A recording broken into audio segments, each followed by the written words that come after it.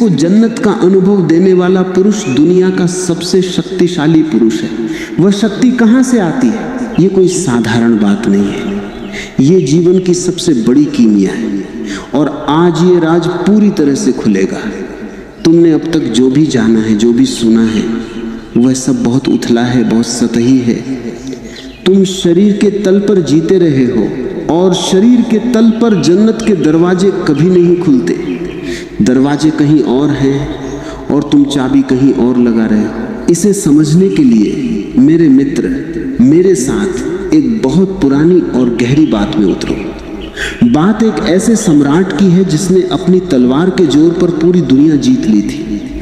उसके पास अपार धन था, विशाल सेना थी और उसके खजाने हीरे जवाहरात से भरे पड़े थे। एक दिन वो अपनी विजय के बाद अपनी सबसे प्रिय स्त्री के कक्ष में गया। उसे लगा कि जैसे उसने राज्यों को जीता है, वैसे ही वो इस स्त्री को भी जीत लेगा। वो उसके पास गया, उसने उसे अपने आलिंगन में जकड़ लिया। उसने अपने पूरे बल, अपने पूरे अधिकार का प्रयोग किया। लेकिन उस रात उस सम्राट ने एक बहुत अजीब और गहरी बात महसूस की। उसने देखा कि स्त्री का शरीर तो उसके पास था, वह उसके नियंत्रण में था, लेकिन वह स्त्री वहां नहीं थी। उसकी आंखें खाली थीं, उसकी ऊर्जा कहीं और थी। उसका शरीर तो बिस्तर पर था, लेकिन उसकी आत्मा मीलों दूर थी। वह सम्राट जिसने बड़े बड़े राजाओं को घुटनों पर ला दिया था, उस रात अपनी ही स्त्री के बिस्तर पर एक भिखारी की तरह खड़ा रह गया। उसके हाथ खाली थे। वह सब कुछ पाकर भी कुछ नहीं पा सका था। वह दरवाजे पर खड़ा रहा और दरवाजा कभी खुला ही नहीं। क्यों नहीं खुला वह दरवाजा? क्योंकि वह सम्राट सोचता था कि प्रेम कोई हमला है। वह सोचता था कि जैसे राज्यों पर कब्जा किया जाता है, वैसे ही स्त्री की देह पर कब्जा करके वह उसे पालेगा। लेकिन तुम किसी की ऊर्जा पर कब्जा नहीं कर सकते। तुम शरीर को जंजीरों में बांध सकते हो, लेकिन तुम आत्मा को किसी तलवार से नहीं जीत सकते। और यही अधिकांश पुरुषों की सबसे बड़ी त्रासदी है। वे सम्राट की तरह आते हैं, वे शरीर पर हमला करते हैं, वे देह को पाना चाहते हैं, लेकिन वे उस सूक्ष्म ऊर्जा को, उस स्पंदन को कभी नहीं छू पाते जो स्त्री के भीतर गहराई में छिपा है। जन्नत के दरवाजे कोई ईंट और पत्थर के दरवाजे नहीं है। ये कोई ऐसी जगह नहीं है जहां तुम चलकर जा सको। ये चेतना की एक अवस्था है। जब दो लोग मिलते हैं तो आमतौर पर केवल उनके शरीर मिलते हैं। ये मांस का मांस से घर्षण है और घर्षण में केवल कुछ पल की ऊर्जा पैदा होती है और फिर सब राख हो जाता है। तुम थक कर गिर जाते हो। तुम्हारे भीतर एक खालीपन, एक उदासी छा जाती है। तुमने भी ये महसूस किया होगा।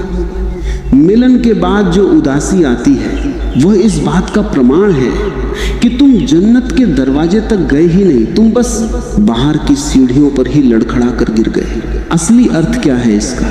जब पुरुष अपनी पूर्ण चेतना के साथ, अपनी पूरी जागरूकता के साथ स्त्री के पास जाता है तो वह एक पशु की तरह नहीं जाता। वह एक मंदिर में प्रवेश करने वाले पुजारी की तरह जाता है। स्त्री का शरीर कोई भोग की वस्तु नहीं है, वह एक द्वार है। प्रकृति ने स्त्री को बहुत रहस्यमयी बनाया है। वह ग्रहण करने वाली है। वह एक गहरी खाई की तरह है, एक अथाह सागर की तरह है। तुम अगर एक छोटी सी बाल्टी लेकर सागर के पास जाओगे तो तुम सागर को कैसे जान पाओगे? पुरुष अपनी छोटी सी वासना लेकर जाता है और वह सागर के किनारे से ही लौट आता है। उसे पता ही नहीं चलता कि भीतर कितनी गहराइयां थी। जब शरीर मिलते हैं और उन शरीरों के साथ जब तुम्हारी सांसें एक लय में आ जाती हैं, जब तुम्हारा नाड़ी तंत्र, तुम्हारे भीतर की ऊर्जा की तरंगे एक दूसरे से पूरी तरह जुड़ जाती हैं, तब वह दरवाजा खुलता है। ये एक ऐसा क्षण होता है जहां समय रुक जाता है, जहां कोई विचार नहीं बचता, जहां न तुम रहते हो न वह रहती है। केवल एक शून्य बचता है और उसी शून्य को जन्नत कहा गया है। तुमने शायद एक बहुत प्राचीन और गहरे ग्रंथ का नाम सुना। ये दुनिया की सबसे रहस्यमयी किताबों में से एक है। इसका नाम है विज्ञान भैरव तंत्र। यह कोई साधारण किताब नहीं है जिसे तुम पढ़कर एक किनारे रख दो। यह शिव और पार्वती के बीच का संवाद है। यह उस ऊर्जा का विज्ञान है जो जीवन को चला रही है। इस ग्रंथ में कोई सिद्धांत नहीं दिए गए, इसमें केवल प्रयोग दिए गए। शिव अपनी प्रियतमा को ब्रह्मांड के सबसे गहरे रहस्य बता रहे हैं, लेकिन वे उसे किसी ब्लैक बोर्ड पर लिखकर नहीं बता रहे हैं, वे उसे प्रेम के अनुभव के माध्यम से बता रहे हैं। विज्ञान भैरव तंत्र कहता है कि जब दो प्रेमी एक गहरे आलिंगन में होते हैं तो उन्हें शरीर को भूल जाना चाहिए। उन्हें उस खालीपन पर ध्यान देना चाहिए जो उनकी सांसों के बीच है। जरा सोचो, जब तुम श्वास भीतर लेते हो और जब तुम श्वास बाहर छोड़ते हो तो उन दोनों के बीच एक बहुत छोटा सा ठहराव होता है, एक बहुत बारीक सा खालीपन होता है। विज्ञान भैरव तंत्र कहता है कि जब प्रेम की चरम अवस्था आती है, जब ऊर्जा अपने शिखर पर होती है, तब मन पूरी तरह से रुक जाता है, विचार शांत हो जाते हैं।